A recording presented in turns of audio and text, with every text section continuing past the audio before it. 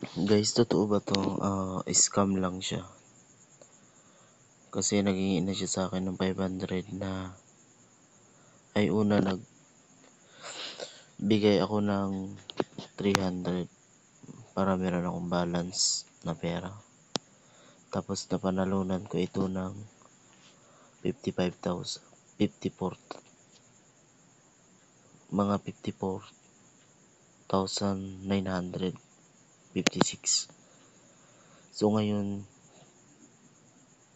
naghihingi siya ng recharge para daw makuha ko, ma-withdraw ko yung pera. Pagkatapos ko magbigay ng recharge na hinihingi niya na 500, hindi ko pa rin ma-withdraw. Tapos, pag i-withdraw mo siya, pupunta ako ng withdraw.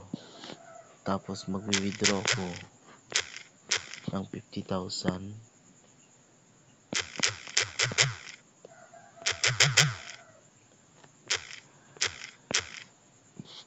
Hindi pa rin siya, wait lang. 50,000.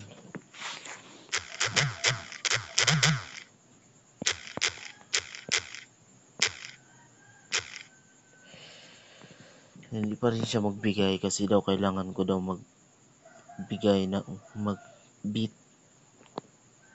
After ko kasi makuha yung mabigay yung 500, ma-recharge, makapag-recharge ng 500. Sabi daw, i-accept ko muna yung 257 nila na bonus. After that, ito na yung kinalabasan. Humihingi siya ng bet pero hindi ako makalaro. Kasi daw kailangan ko muna withdraw. Guys, how? Scam ba to or not?